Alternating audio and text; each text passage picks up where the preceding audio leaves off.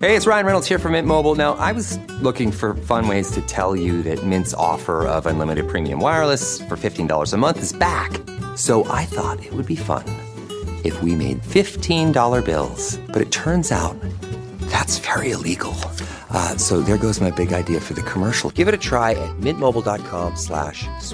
Upfront payment of $45 for 3-month plan, equivalent to $15 per month required. New customer offer for first 3 months only. Speed slow after 35 gigabytes if network's busy. Taxes and fees extra. See mintmobile.com. Get lost in the acoustic brilliance of 3D audio that surrounds you. Feel the embrace of the massage seats that adapt to your every move. Experience the warmth of a vehicle that welcomes you as you approach. We could tell you what makes a Lincoln SUV so extraordinary, but don't take our word for it. Take it on a test drive at the Lincoln Summer Invitation with exclusive offers on now, only at your local Lincoln retailer. This podcast contains adult themes and language, and some of the things that we discuss may be disturbing to some listeners. In this podcast, we discuss sexual assault, torture, race, and murder. Listener discretion is advised. Please take care of yourself.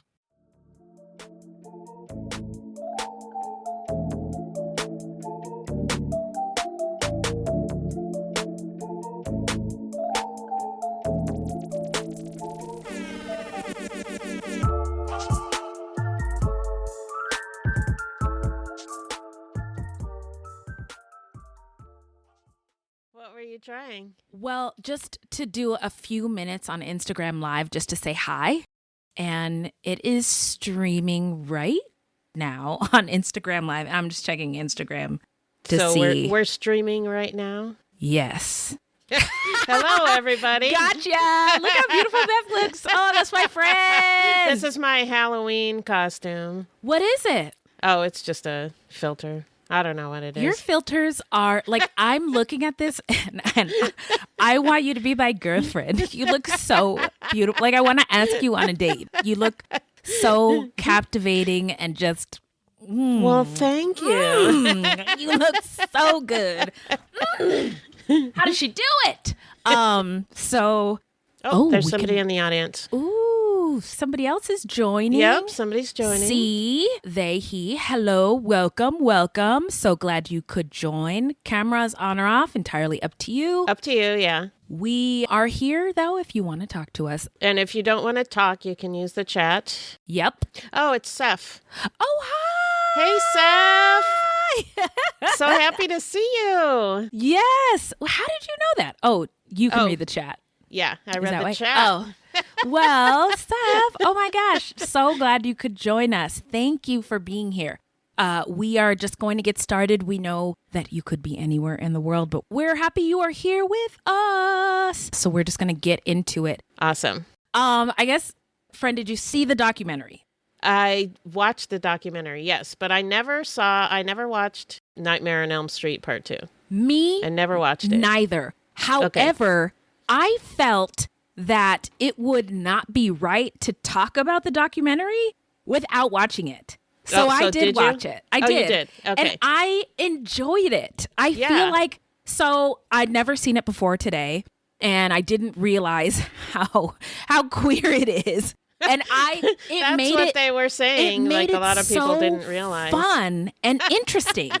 It would have been terrible if not for like the queer undertones, overtones, and it just made it like really fun and, dare I say, campy, because I'm never sure about that definition, but I really enjoyed it. I was like, oh, Whitey, look at this.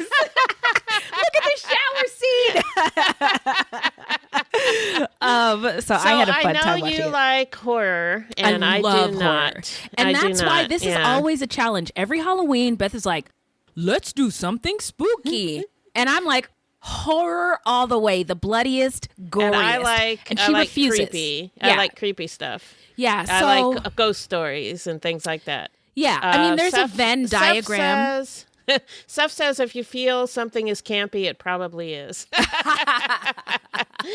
I love that. Then I'm going with it. Let's hear your Venn diagram this time. Well, I mean, okay, I have a Venn diagram of notes, but I do think that there is a Venn diagram intersection between horror and creepy. It's just with Beth, I have found myself like how are we gonna get to the middle? And Right. this felt like So a reasonable I middle like space, this documentary. Kind of, yeah. This was a good documentary. I liked it. Yeah. Just going back to the creepy versus horror. What I don't like about horror is the blood and guts. That's all. That's man. And that's what do you you realize like. that's the whole problem? Yeah, that's the problem. That's the problem. Well, Yeah. it's a problem for you. It's not a problem for me. Yeah, no, she's fine. Her boundaries, her walls are up, but I'm still trying to penetrate them in a weird, non-sexual way. So for those of you just joining us, I'm Wendy, that's Beth, and we host Fruitloops Serial Killers of Color, allegedly. And we want to thank you for joining us on this bonus Patreon episode where we, it's video club time, and the video that we watched was Scream Queen. And did you notice the comma? Scream Queen. No, My I Nightmare on didn't. Elm Street. Yes. I didn't notice that. So I felt like there was a double entendre there in the title of this documentary. We watched it. I watched it 3 times. And this is our video club where we talk about it. Talk about how how it made us feel, our hot takes. And the best part of this is that our fruities get to join us. So we're so happy that y'all are here with us. We've got our Patreons. Thank you for being here. We also have folks participating in the chat. Thank you for that. Just a side note, we may not get to the chat, but it sounds like Beth's on it. But if we miss chats goings on, please forgive us. And camera on or off, talk Doesn't or no matter. talk, Yeah. participate or not. It's free for all here. Yep. You can just lurk if you want to. Lurking is fine. Just don't judge me about any of the things that I have going on here. So Scream, Queen, My Nightmare on Elm Street is a documentary. It came out in 2019. I think it had a cinematic release. It was in theaters for a little while, but it was just before the pandemic. Oh. The documentary itself came out in 2019. I came out to my parents in 2004, and they pretended like it never happened. Oh, wow. Anyway, so this documentary was directed by Roman Cimienti and Tyler Jensen, and I feel like this discussion might be kind of like Inception the movie vibes because we're talking about a documentary about a movie. Right. And what it does is it examines and analyzes the legacy of Nightmare on Elm Street 2, Freddy's Revenge, which is the sequel to the first Nightmare on Elm Street, the Freddy Krueger series. And it looks into the life of the film's lead actor, Mark Patton, who I'm touching my heart because I really love this man. And at the time, he was a working actor, but he was not out at the time. It came out in 1985. And previously in the 60s and 70s, it had sort of seemed like, yes, we can be us. Stonewall had happened. There had been some riots and some marches. And it seemed like everybody was a little bit queer in the 60s and 70s, doing cocaine, dancing at the discos, having a good time. But as Mark says in the documentary, the check came. And then we had the AIDS epidemic where 140,000 or more people succumbed to the disease. And good old fucking Reagan, his administration said nothing, did nothing, while many people died. And so Mark also says in the documentary, he has no friends his age. Everybody is dead. And he That's himself, so sad. yeah, contracted AIDS, but he survived. He got cancer and tuberculosis. And Yeah, it's amazing. he's a superhero. People should be him for Halloween. He is a superhero. So we'll get into that a little bit more. But the documentary is 100% on Rotten Tomatoes. It received a GLAAD Media Award for an outstanding documentary. And the movie Freddy's Revenge was written by David Chaskin. More on that guy later. Yeah. According to Chaskin, Chaskin, in Mark's perception, Mark said that Chaskin in the papers, in the press, blamed the movie's poor ratings and perception of homoeroticism and queerness that people got from it, blamed it on Mark. And, Mark was a gay man, but again, he wasn't out at the time. And Chaskin claims, he didn't write the character gay. He didn't write it in a gay way. It was Mark who acted it that way. And we do get to see that confrontation later on, and I felt very satisfied by it. Yeah. So, David was asked, Chaskin, in an interview in 2007, did you do that on purpose? Like, write it, like, kind of gay coded, like homoerotic? And he said, there was intentional homoerotic subtext, but it was intended to be more homophobic, which we know that homophobia is very bad. And so I was puzzled as to why he felt okay to say that about his work. But I just thought that was an odd thing to say. Yeah. It was actually homophobic. Like, now, when did he say that? He said it in 2007 in an interview. Okay, so probably he still was not willing to admit. No, but clearly we see when the movie starts to regain popularity, especially amongst the LGBTQ community. I intended it that way. Yeah. Exactly, which is very fucked up and sleazy. Yeah. Chaskin, in my notes, is an asshole, but I felt like he maybe had some minimal redemption at the end when Mark Patton gets to confront him. Yeah. There's a clip in the beginning of the movie or the documentary where he says, I didn't write it for him to scream like a woman. Right. And Mark Patton said, well, maybe I did scream like a girl, but it made me rich and famous. I love that. He was like, nobody said don't do that.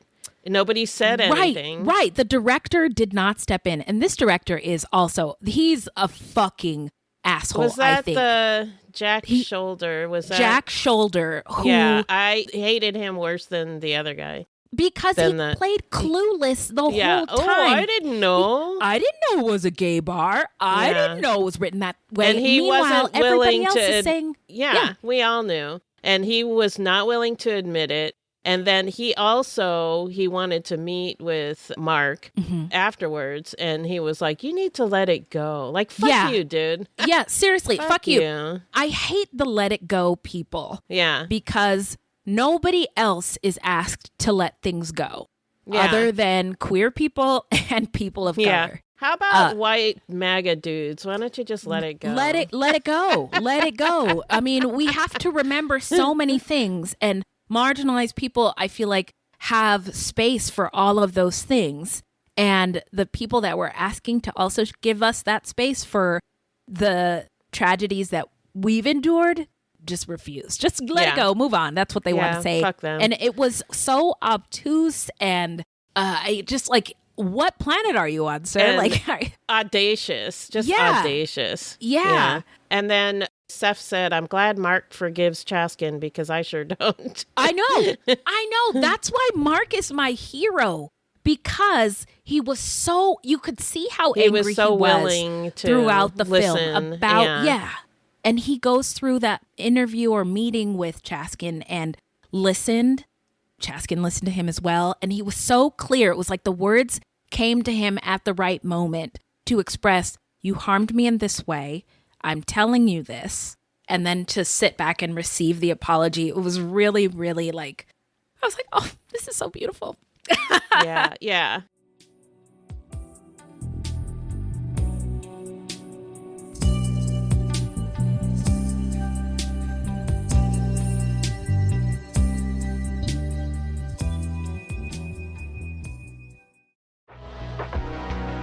Leading a business today means constantly adapting. On the Executive Insights podcast, brought to you by AWS, global leaders share how they're making tough calls, testing bold ideas, and putting innovation into practice, generative AI included. If you're looking for real stories behind what's working, this is it. Subscribe to the Executive Insights podcast today, available now on all major podcast platforms.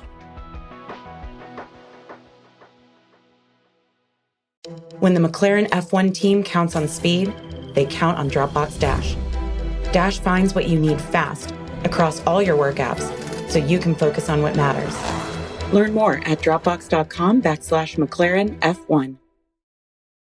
But the movie itself is about Jesse. Mark Patton plays a young white kid named Jesse who's new in town, but he's got a secret. He's being possessed by Freddy Krueger, and he calls him Fred.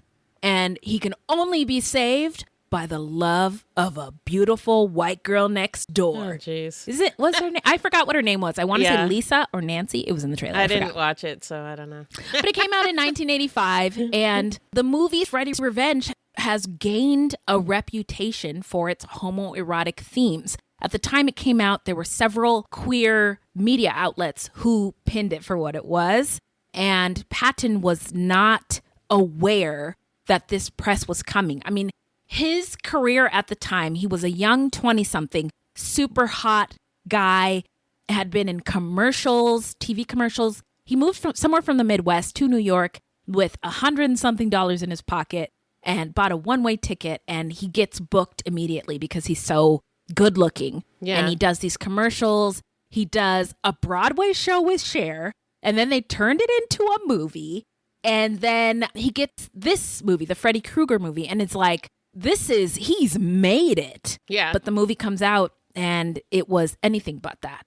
I thought about the metaphor about Freddy Krueger taking over this man's body, and like, wow, that's kind of a queer metaphor for a closeted person who feels like they have this thing. Trying to push down. Yeah. This truth that you're trying to push down and you just can't. It's gonna come out.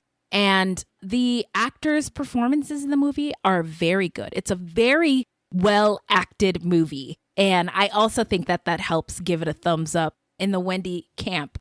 But the script sucks. It is all over the place. So the guy who wrote it, David Chaskin, is that his name? He's a terrible screenwriter. He's a terrible screenwriter. And let's talk about him for a second. So I don't know anything else he's written. I didn't want to look him up, but when you go to the show's or the movie's Wikipedia page, there's links for people in the article who have Wikipedia pages. Okay. He doesn't have one. He doesn't have one. Okay. So maybe this was the only movie he made. I don't know. I'm going to Google while you're talking. Yeah. Okay. So Fruities, watching and listening, did you guys watch the Freddy movie or the documentary? I'm just curious. Show of hands if you don't mind, but definitely not required. Seth watched both. Perfect. So there's a part in the documentary that documents how relatable the metaphor was for young queer people at the time who felt they saw themselves. There were queer people who expressed in the documentary, this was the first time seeing a gay bar on screen. Or, the dance scene where he's twerking with the dresser and he's got the pop stick on his wiener and just putting on sunglasses, having a good time. Like, people really related to that because they hadn't seen it before. There was, at the same time in the 80s, that Risky Business Tom Cruise movie came out where he's dancing on the wood floor in a suit, t-shirt with socks. And so I think Mark felt like this was his moment to do that kind of thing. And it resonated. It resonated the fuck in me. I mean, I was rewinding it. It was fun. It was just a fun scene where his dad was like, I want to see that room unpacked by the end of the business day or some bullshit like that. And he was like dancing and it was just really, really fun. Hey, Alex. We have Alex here. Hi. Hey, Alex. Hi. What do you got to say? Don't put him on the spot. You can say things or not say things, whatever you want. Yes. I couldn't figure out how to join for a little bit there, so I was a little late. So if I say something, it might have already been said. So Oh, no problem. No worries, Fruities. It's okay. This is a safe place. What's up? I was actually, I thought that it was really well done. I thought the documentary. Yes. And yeah, I agree. It's horrible what he went through as an actor, and that he was like gaslighted about it by the writer for all those years. We were excellent just word, talking Alex. About Gaslighted. That. Yeah, they made him feel like he was crazy for feeling the way he did. He was so justified in his feelings. Yeah. 100%. Speaking of David Chaskin, I Googled him, and he has not written anything. What do you remotely, know? Karma's a bitch. At least, I mean, it's all horror. Okay. It looks like, but it's nothing I've ever heard of, and everything is like 4.9, 5.9. There's one got 7.3. It was a TV series called Monsters. I've heard of that, but I haven't watched it. Yeah. So Chaskin is where he needs to be. The universe has decided. He was a terrible person, and now he's in a terrible place. I mean, I guess the karma works out in the end. The unfortunate thing is the damage is done before the karma works out. It's done. Yeah. And that's, let's get into that. So the damage that was done. Yes. This movie came out, and I mean, this is working with Cher. Kill me now. It's I don't need anything else. And he was just at the top of his career working with Cher, and this movie came out. He was so excited. But after it came out, the homophobia really, really harmed him. Well, it was harmful to all the gay and lesbian people. I mean, that's it destroyed his career. It destroyed his career, and the whole thing around the AIDS epidemic, and that combined. I mean, it just was like another nail in the coffin for the gay community. I'm sure it destroyed a lot of people. Oh yeah, and again, over 150,000 people died, and not the even government talking did about nothing. that. Yeah, but just people's lives destroyed. Yeah, absolutely. And I was gonna say at the time, because it was the 80s, there was in the documentary some of those talking heads like Siskel and Ebert. I can't tell them apart. Yeah, but and a politician talking about sort of the vulgarity that was developing in America that they were trying to stop through legislative means, I guess. I don't, but that's what society familiar. does. It progresses. It progresses. And it just seemed, go ahead. The language that they used against the gay community was just, oh, geez. I mean, just politicians and people with power. So, I mean, ugh. Yeah, the part where they showed all of the TV shows and movies where they were using the F word that's not fuck. It, I lived through the 80s and I was like, oh yeah, I remember that. It felt like it was a completely different time, right? But at the time, society was like, it's okay to harm. It's okay to use this word. It's okay to use this word and degrade this population of people. Yeah, and it was just crazy how prevalent it was. Yeah, they're all just not, they use language like they're not even human. Right? I mean, right. That's what colonizers like to do is dehumanize people. Dehumanize, yeah. But that goes into my Venn diagram about true crime and horror. I have a Venn diagram. It's up here in my head. Wow. But I can see it boiling out the top of your hair there. Thank you. That was intentional. But the Venn diagram of victims of true crime and protagonists in horror movies are generally vulnerable type people, children and women. And we normally see scream queens, which is normally a girl. But this movie turned that idea on its head. And again, it was really, really fun. But to your point about dehumanizing them, I think a gay male fits in the Venn diagram of horror because of the vulnerability that their queerness gives them. Yeah. Do you see what I'm saying? Yeah. Is my Venn diagram off? I don't know. No, that makes sense. I didn't really think about that. Loud and bright. Okay. I didn't really think about that, so that's really good. A real good observation. Thank you. That's my smart friend, and she agrees I'm smart sometimes. I actually really thought it was the guy's motives, I guess, were probably wrong, but it was a really cool idea to have a gay man be the scream queen. Like, you just you flip things on their head a little bit. Yeah, he had a great idea, and then he wouldn't own it. He was a monster about it. We agreed that he sucks. And that whole thing, I mean, it is now in some circles celebrated, but it really could have been celebrated what was done there, at the time. Imagine. Yeah. Imagine. Instead of it being vilified and used as some political purpose to bash gay people even more. Yeah. No, that's super fucked up. And I also appreciated in the movie, Mark says, we need to know our queer history. It's important. Yeah. So I liked how throughout the documentary they tied in, Stonewall and the marches of today and the flags and the parades and the pride. What happened back then is happening again today with all the Trump stuff. Oh, yeah. Yeah. And, I mean, it's almost like a third wave of, the people having to go hide who they are. Yeah. Yeah. No, and if It's you look horrible. up the history of homophobia, like I had to look up today the lavender scare. Do you guys know what Yeah. that is? Yeah, Yeah. It's in the mid 20th century, so like 1950s, 1960s. Didn't it go had along with that McCarthy? guy? Yeah, McCarthyism. and who's yeah. J. Edgar Hoover? Hoover, Those two. Right. Hoover was that fucko. Ugh. Basically all somebody had to do to tarnish somebody's life and career was say they're gay.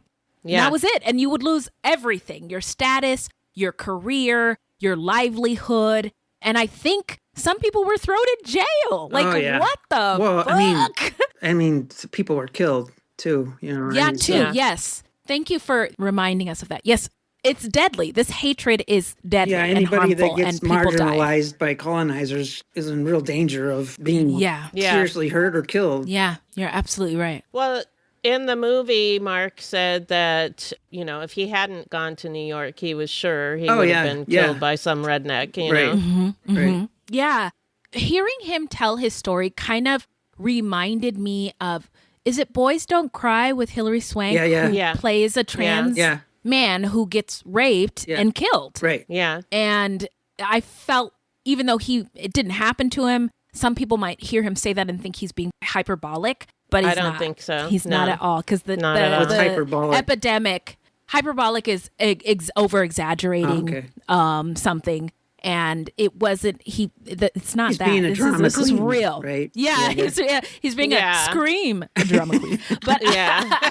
but it's real. The danger is very real. And I felt like the documentary did a good job of reminding us of that. Like, this, not only can you get killed from violence, but they talked about the AIDS epidemic and HIV and the stigma that carries, and also carries danger with the stigma of the virus, and just how dangerous it is, And if I really appreciated the honesty about the danger Yeah. of this life. It's dangerous for a lot of people. Yeah. Let's see. Jesse was being possessed by Freddy Krueger. Right. Did you see the shower scene? Yeah. I watched it multiple times. I loved it. First of all, I have not rolled up a towel and like snatched somebody with it in a long time, probably since the 80s. And I'm going to start doing that again. How fun. Oh, yeah. Okay. How fun. How fun. And here's another like super queer moment that I guess I didn't appreciate until I watched the documentary and then watched the movie. The coach who, or maybe he's their PE teacher.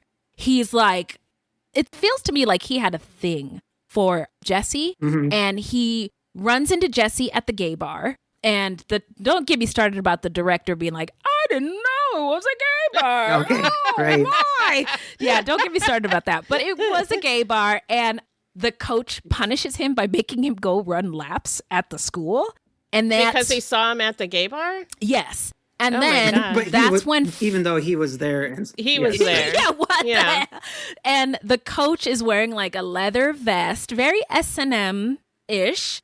And the coach is like, hit the showers after he makes him run. Yeah. And then he's in his office surrounded by balls. And old Whitey is a basketball coach. And I was like, have you ever seen this many balls in any coach's office? And he was like, no, that's excessive. Just in the Surrounded locker by room. balls. That's a lot of balls. He goes, they should be in an equipment room. That's a funny parallel you drew there, because I was thinking about, like, you had mentioned Hoover, and he had his own kink, right? I mean, Oh, and yes. so We all know. the people that have these kinks, they tend to go and punish other people for what they consider to be. So it's like, don't shine the light on me, I'll shine the light on you, so you won't Yeah. see. Yeah, no, it's a weird self-loathing kind of thing. I hate what I am. I hate that I can't be free. So I'm going to punish everybody else who is free in that way. Right.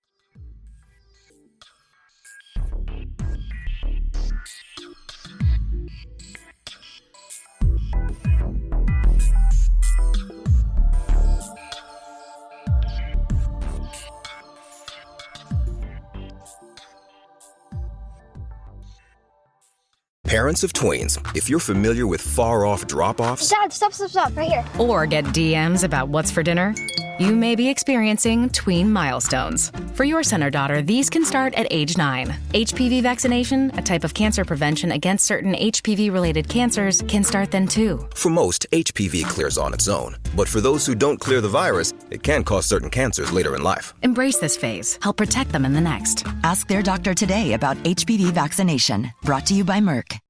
It's back to school season, and Clorox is donating 2 million disinfecting wipes to classrooms across America. Because back to school means things can get a little bit messy. Just ask second grade teacher Mr. Torres. Put me and just one Clorox wipe on a team? We can take on crayon smudges, sticky fingerprints on every surface, sneezes on the door handle, juice box explosion by the sink, snack crumbs, and don't even get me started on the bathroom passes. Clorox disinfecting wipes. Teacher's #1 wipe. Think about it. Bathroom passes. Clean feels good. Based on unit sales data. I also see it, another parallel is there's this trash-ass politician who's black in North Carolina who says he's like the Black Hitler or some bullshit like that. Yeah, I've heard about that. That sounds like an oxymoron. Yeah. And he's very anti-LGBTQ, but his porn records have been released, I guess, and he loves trans porn, like loves it. Oh, wow. And I just thought that was so weird. Then why are you being so fucked up to these people? So anyway, it's just, I think it's a weird self-hatred thing. I wanted to say that Seth messaged and said, Coach was in full leather daddy gear. Full on. Full blown. Yeah, because that's what people wear to straight bars. Totally. Yeah. Okay, Beth, after you hear how much Alex and I have enjoyed this film, you have to watch it because it is fun. Oh, you didn't get to see it? So I don't like horror movies. So. Beth doesn't like horror movies. Okay. We forgot. We talked about the frustration of our Venn diagrams don't always connect. Well, that's actually a good thing. Yeah. Actually, she's much more stable and put together than I am, than I will ever be. Well, no, I don't know about I just that, love when you have two people that have different views on things, and because it brings a lot more perspective than just it does. A bunch of yes people. We're not just an echo chamber. Yeah. Hang on a second. I need a hip hop air horn for you, Alex, because that comment was fucking fire. Yeah. I love the air horns, by the way. I'm happy I got one. Yay. Yes, of course. That's awesome.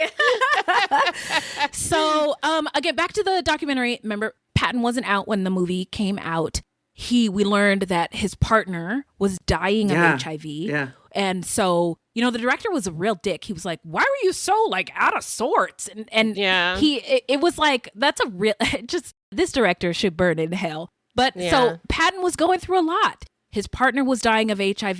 Reagan was president. Remember, hundreds of thousands of people were dying of HIV and AIDS without even a peep from the administration. Also, culturally, there was several wars afoot. War on drugs, war on poverty, war on progress, and this war on vulgarity and perversion, whatever the fuck. Yeah, war on anybody who wasn't straight, who wasn't white, and who wasn't Christian. And above the average medium pay. Right. Yeah. Income. Yes, income. And that war continues to this day. Yeah. A lot of those wars continue. All of them. It's awful. And what do we say? The talking heads were talking about, society is going down the tubes, and they were all so horrified, blah, blah, blah. I think that statement has been used since the beginning of humankind. Of time. Yeah. I think it's crazy how predictable it is that young people will seem dangerous and foreign, new concepts will seem dangerous and foreign, and then there's these efforts to stamp them out or put them out. Yeah, it's very counterintuitive and unproductive because that's actually where most of the creativity comes from, is from youth. All right, I'm gonna have to keep this on a constant loop. Yep. I was actually thinking that I could probably listen to a whole podcast of you just doing that. I love it that much. I'm gonna play your comment for old Whitey because boy, he disagrees. Yeah. It's a little annoying to him. Yeah, quite a bit. But I keep his life interesting. So I was gonna say I'm doing research for a script right now and talking about blockbusting, and they also called it panic peddling. What? I don't know that term. Oh, yes. Panic peddling. In relation to blockbusting, it's a practice of exploiting property owners' fears and causing them to panic. So, like saying, "Oh, there's black people moving into the neighborhood. Oh my God, black people!" You know. Yeah. But I think it applies to a lot of things. This panic peddling. What's the motive? Why would somebody go and say, there's black people moving into your neighborhood? Fear of the new, fear of other. But what's the benefit to them by saying it? They would chase off white people, buy their houses, jack the price, and sell it to black people. Oh. Yeah. Yeah. Follow the money. I knew there had to be a reason. Yeah, there had to be a reason they were doing it, and that's why. Yeah. Yeah. So panic peddling, that's a new thing I learned. Did you this guys know week. that Freddy Krueger was a child serial killer? Oh, go ahead. Yes. But I didn't know that. On that, it made me think of the panic peddling. There's a parallel too of there was a statement in there that said we couldn't articulate it, right? There was no way to articulate what this was to straight white people. And so the media has this direct influence on how things are perceived. And the whole Matthew Shepard, the media controlled that in a way that just to, throw fire on the whole perceived gay epidemic as a way of we'll just create more fear by creating this subtext that says, it was actually, they robbed him and beat him up and killed him because he was homosexual. But that actually it wasn't what actually happened. Because those people were involved with each other, and it was a drug deal and all this other stuff. But the media does this thing, and that's how I'm correlating it with the movie is that let's create fear, the panic peddling around gayness. So Seth says the media threw gasoline on the fire by sensationalizing queer violence. Yes. That's it. Yeah. Gasoline. Yep. It was gasoline. Seth also said, one thing that scares me about older people voting for Trump is that they lived through the death and suffering of things like the AIDS crisis and didn't learn any empathy at all. Not a 1 ounce. You don't have to have empathy when you don't see it didn't them as happen people. to them. Exactly. Yeah. It didn't happen to them. They don't care. Right. And the only humans that matter are me and the ones who are like me. And then if they had somebody in their family who died, then suddenly they care. Right. You know? Right. It's nuts. Dick Cheney didn't give a shit about queer people until his daughter came out. Yeah. Right. Yeah. Yeah. It's really, really unfortunate. Back to your point, Alex, about the fear. Venn diagram time. Can you laminate that and send it to me? Yeah, I should. Beth has a laminator in her home. I don't have a laminator.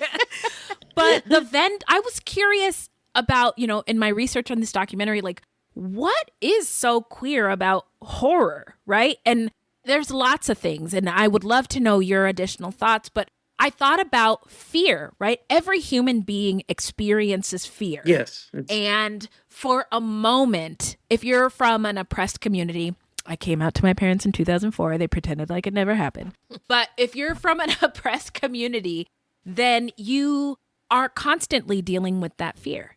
And when you get to watch a movie or listen to a true crime podcast, you get to experience or encounter that fearful situation, but there's a stop button. There's a pause. Yeah. And that is, you can check out. You don't have to live it. You don't have to live it. And that is kind of fun to be able to check in and out of terrifying experiences. That was one thought I had. Seth says, queerness in horror is my jam. Fear of the other, fear of the self, fear of the otherness within the self. Yeah.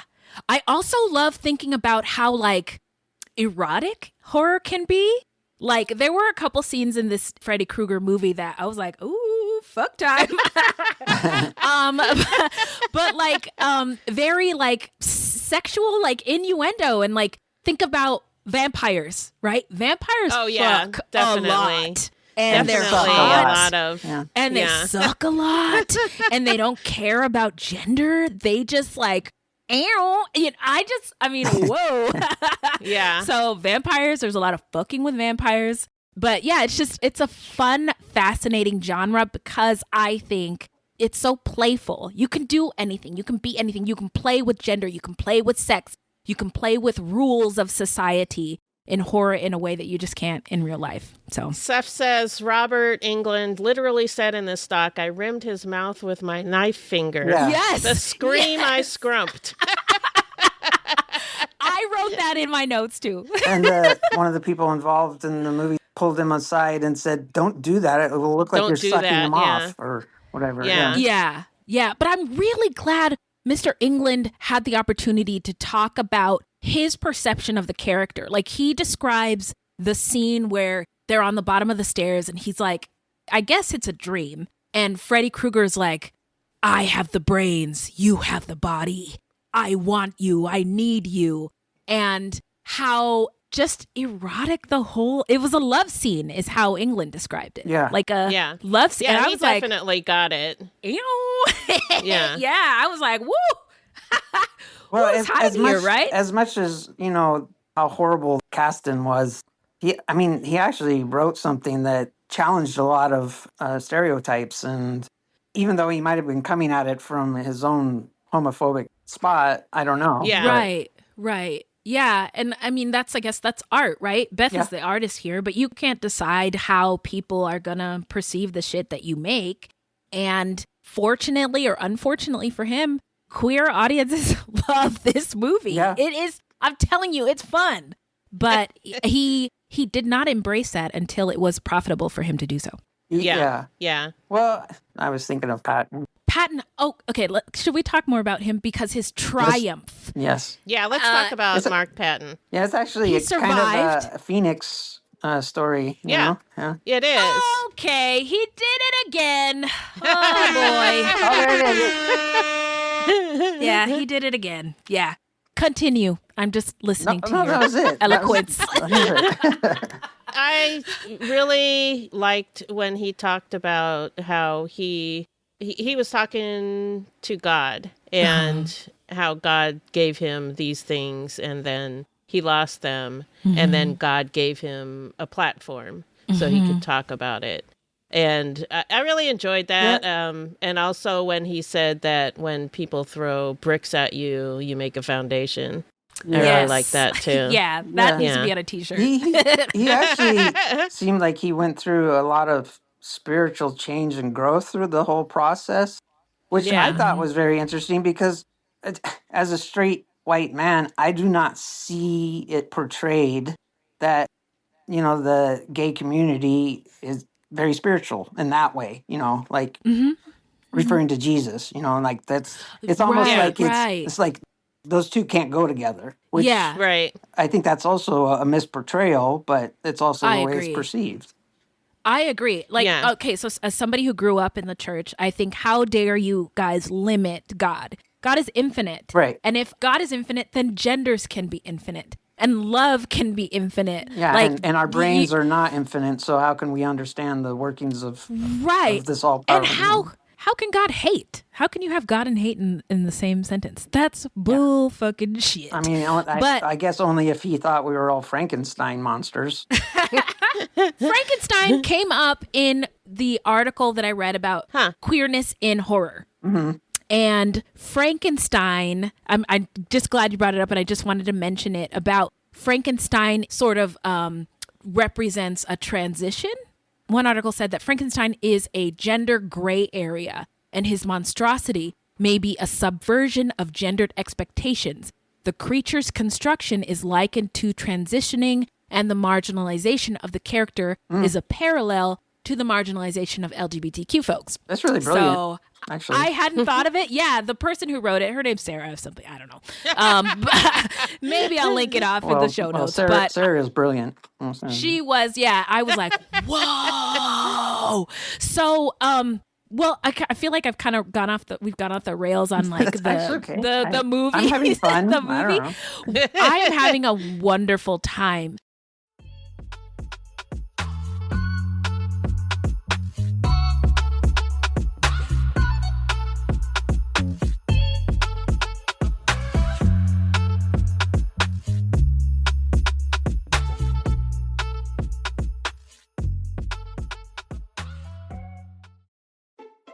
Shopping is hard. I can never find anything in my size. I don't even know my size. I buy my clothes the same place I buy my groceries. There's a better way. Make it easy with Stitch Fix. Just share your size, style, budget, and done. Your personal stylist sends pieces picked just for you. That was easy.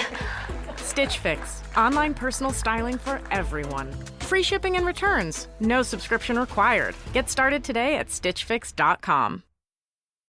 How else do you see the intersection? I love Venn diagrams. The Venn diagram between horror and queerness, and the Venn diagram between queerness and true crime. Or do you guys have any thoughts about things that I haven't mentioned, or hot takes about the movie itself, the documentary itself? Well, Seth has a couple of comments. Okay.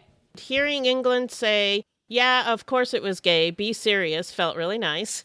Yes, it did. And then... Yeah, thank you. He also said very poignant comments about God, Wendy. Oh, thank you. Also, let's see. Homosexuality and horror. Talked about that. Frankenstein. Werewolves. Okay. Repressed monsters who lose control. Very queer. And then I thought about all of the recent horror that is like openly queer to me. Stranger Things. Oh, yeah. Okay, we've got the vulnerable kids who are victims of this horrifying horror thing. And one of the kids, Will, is gay coded. I don't know if he's actually out in the movie or in the show, but Will is gay, if you ask me. Lovecraft Country, the queerness of Michael K. Williams' character. He was the protagonist's father, and he struggled throughout his life because he couldn't be out, but he still had little moments of really enjoying queerness with his little community. I love that. Queer-coded characters in Disney movies. Ursula, Scar, Jafar. Who's with me? I'm lost. Well, queer-coded is but how are they? You don't think Ursula doesn't remind you of a drag queen? You poor unfortunate soul. I never thought of it that way. No. You got your looks, your pretty face. And so Seth said Ursula was based on Divine literally. Wait, and Divine is a drag queen. Am I right? Yes. Okay, Yes. I win. Also, Scar from The Lion King. Uh-huh. That seems like Simba's gay uncle. Nobody else thinks. I didn't see it. Nobody else sees that. No. Okay.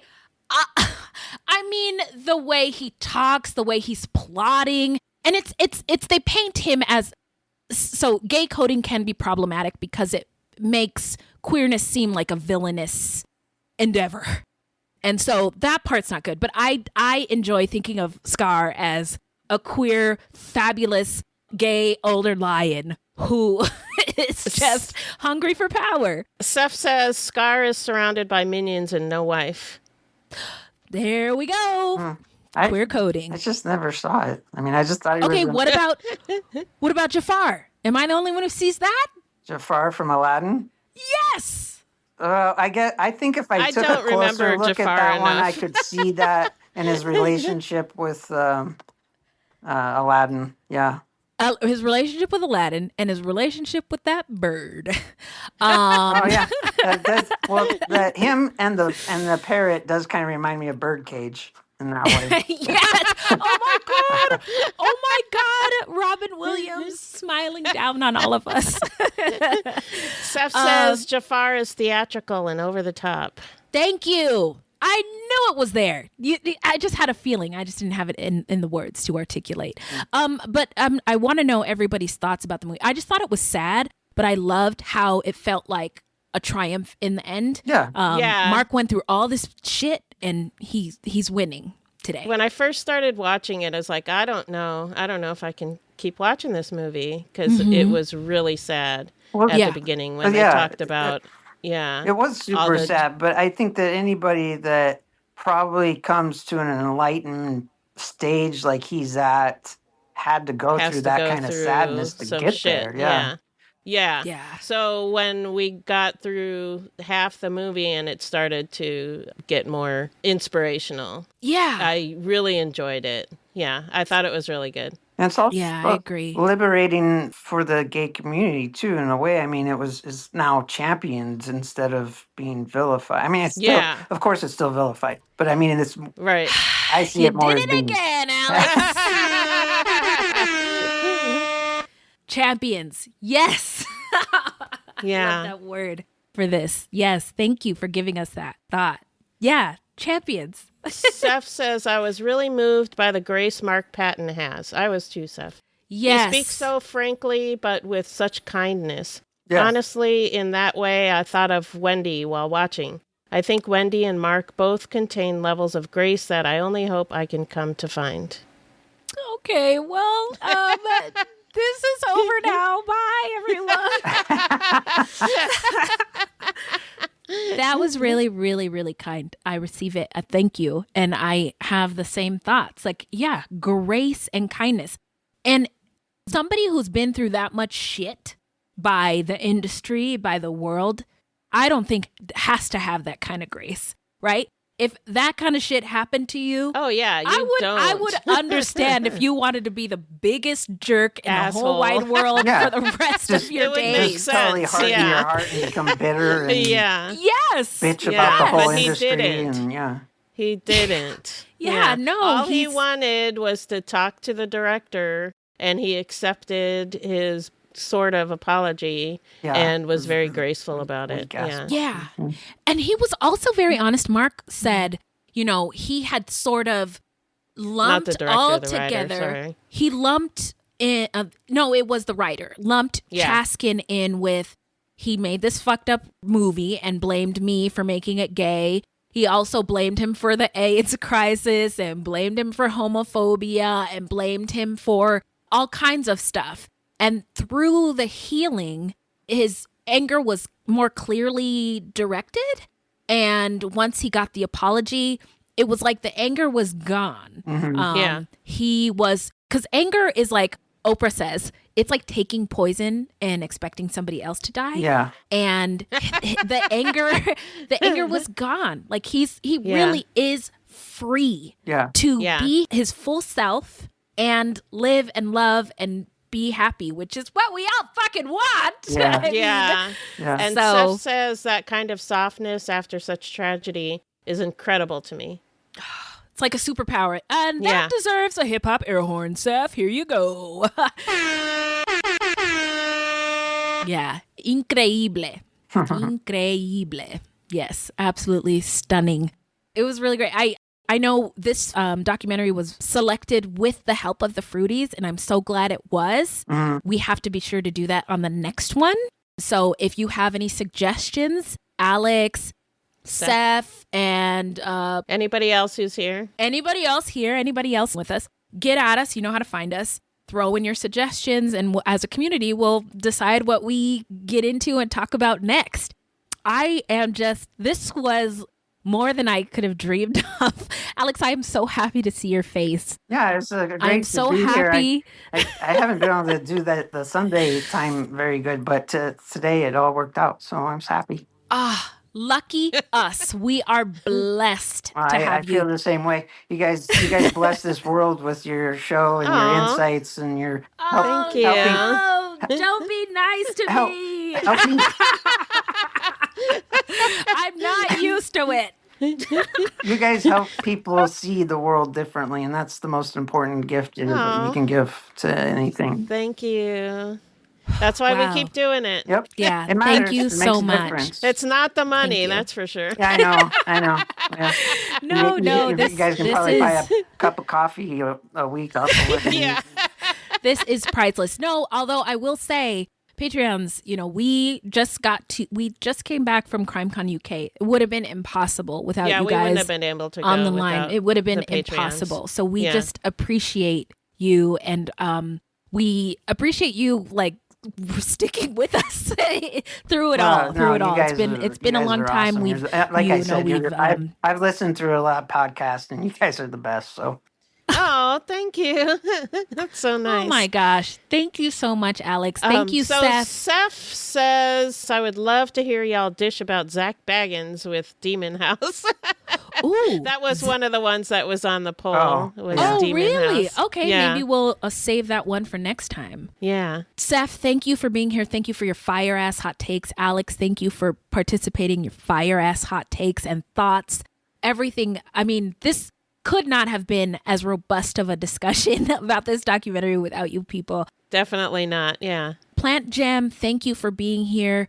Anybody else who's on the stream that we can't see your names or your chats, we're just so grateful for each and every one of you. We love you. I mean, from the bottom, from my feet, I love you guys. I love you guys. And it's amazing to be able to be in this position and be here and share this space with y'all. So thank you so much. Thank you for continually committing to doing this and helping us all learn some things that we didn't know. Thanks for the feedback. I love that. No, I mean, I learned a lot today with this documentary. I'm constantly learning stuff. Yeah, and I love it. Yeah, no, I love it too.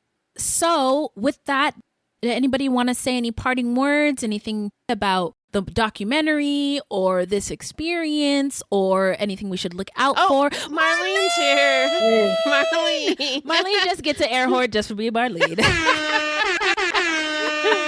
We have 1 minute left. Anybody else have anything they want to say? We just love you guys so much. I feel like we're family. Yeah. What you got, Marlene? What's good? Nothing, just off work today. I was trying to, I had seen this before, but it's been a while, so I was rewatching it, and I was like, oh, wait, I missed it.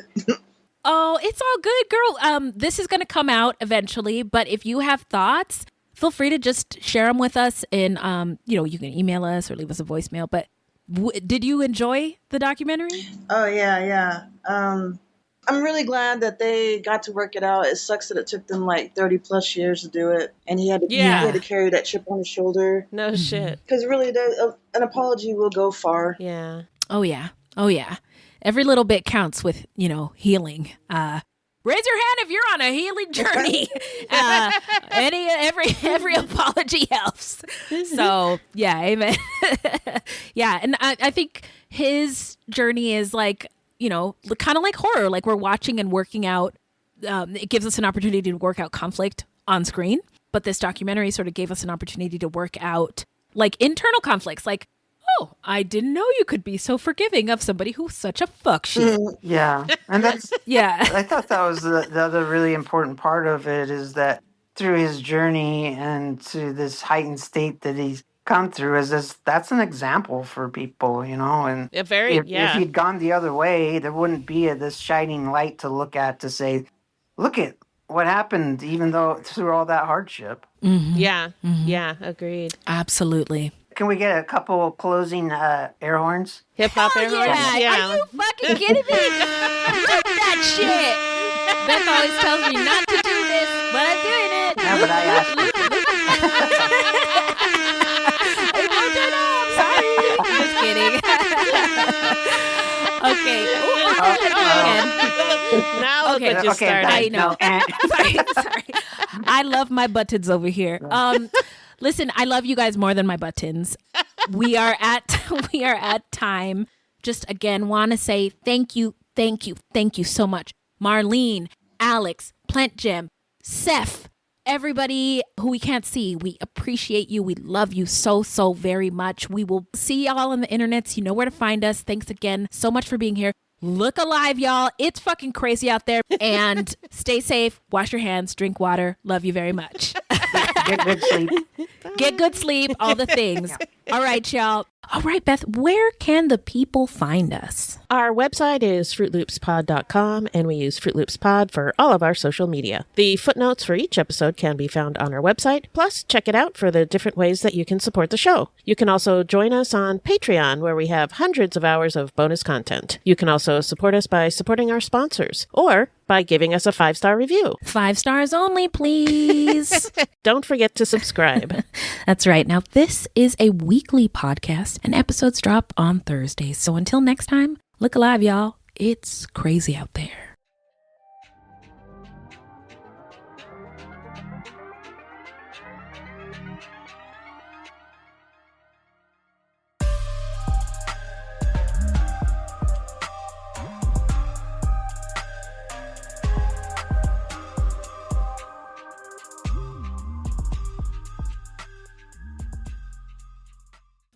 Okay. Well, let's go to the settings, camera, blah, blah, blah. We got 1 minute. Okay. You probably want to take that gum out. You think so? Is it really loud? Yeah, people won't like that. Sorry, friend. Are you really my friend? I'm trying to be helpful. Just kidding. The live stream does not seem to be popping up, so I think I'm going to abandon this live video effort. Or what do you think, friend? Leave it on? No, if you can turn it off, turn it off. Yes, please. Okay, yes, yeah, please. You got it. Yeah. You got it. All right, so I'm going to discard the video. We're not streaming live on Instagram live anymore. Great. Okay. Oh, this is so embarrassing. My fake other nose ring just fell out. Don't judge me. I said, don't judge me for the things I have going. I wanted to look cool and edgy. I'm not. I'm just a big dork. Anyway, you didn't see it, right? You didn't see it. No, I didn't. Okay, cool. I didn't. Okay. Actually. Okay. I never would have known. Okay. I guess I shouldn't have said anything. Show must go on. So I have a Venn diagram. It's up here in my head. Wow. But